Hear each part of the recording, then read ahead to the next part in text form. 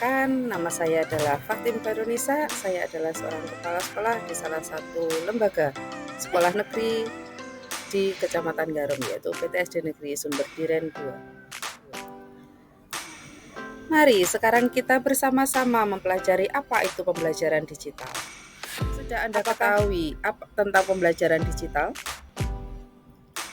Pembelajaran digital atau lebih dikenal dengan definisi digital learning yaitu salah satu terobosan baru dalam dunia pendidikan yang memanfaatkan teknologi dan media digital untuk menyampaikan materi agar tujuan pembelajaran dapat tercapai dengan maksimal. Perangkat lunak pintar dan platform pembelajaran online membantu guru menjadi desainer pembelajaran kreatif. Video pembelajaran menghidupkan materi, sementara evaluasi otomatis memberikan umpan balik instan. Ini bukan hanya tentang teknologi, ini tentang komunitas pembelajaran global. Webinar dan konferensi virtual, ini bukan hanya tentang teknologi, ini tentang komunitas pembelajaran global. Webinar dan konferensi virtual membuka pintu menuju diskusi mendalam dan kolaborasi lintas batas. Berikut adalah bentuk-bentuk digital learning. Yang pertama adalah blended learning. Blended learning merupakan salah satu bentuk pembelajaran digital dengan proses belajar mengajar campuran. Strategi pembelajaran ini adalah kegiatan belajar mengajar dilakukan secara daring ataupun luring, yang dilakukan secara bergantian atau menggunakan sistem rotasi. Yang kedua, e-learning atau online learning. Basis dari pembelajaran digital ini dilakukan sepenuhnya secara daring. Yang ketiga, penggunaan teknologi dalam kelas. Tentu saja di dalam pembelajaran digital ini, teknologi secara langsung digunakan untuk pembelajaran tatap muka. Yang keempat adalah adaptive learning.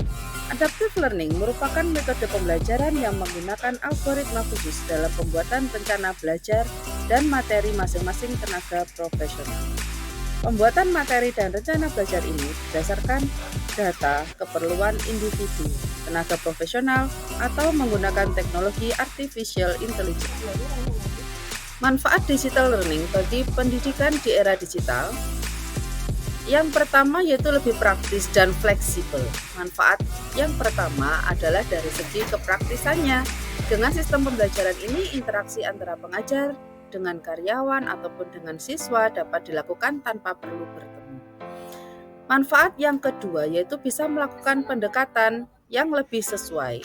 Yang ketiga, memperoleh pengalaman belajar yang menyenangkan. Yang keempat, lebih personal. Yang kelima, lebih hemat waktu dan biaya. Yang keenam, proses dokumentasi lebih mudah. Yang ketujuh, lebih ramah lingkungan.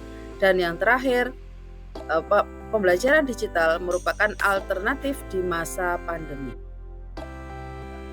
Contoh media pembelajaran berbasis digital yaitu ada e-learning. E-learning diartikan sebagai pembelajaran elektronik atau online. E-learning memiliki konsep yaitu belajar virtual alias melalui online. Siswa tidak perlu datang ke sekolah untuk mengakses e-learning.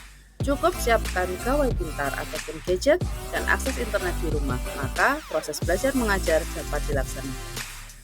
Yang kedua yaitu podcast. Podcast saat ini sedang berkembang dan sangat viral. Podcast merupakan media digital yang menyajikan hasil rekaman audio. Rekaman audio ini bisa didengarkan oleh banyak orang secara terbuka. Yang ketiga, augmentasi reality atau lebih dikenal dengan istilah AR. AR merupakan teknologi yang menggabungkan benda maya 2 atau 3 dimensi ke dalam lingkungan yang nyata. Benda maya yang dimaksud adalah informasi-informasi yang ingin disampaikan kreator secara detail dalam visual 2 dimensi atau 3 dimensi. Selanjutnya yaitu virtual reality atau bisa dikenal dengan VR. VR adalah teknologi yang memungkinkan seseorang merasakan kehadiran visual dan suasana 3 dimensi. Dan yang terakhir adalah open source. Open source adalah media belajar digital terakhir yang mungkin sudah umum digunakan oleh guru selama masa pandemi COVID-19, yakni open source. Open source yang dimaksud adalah platform belajar online umum yang bisa diakses oleh banyak orang dan mudah digunakan.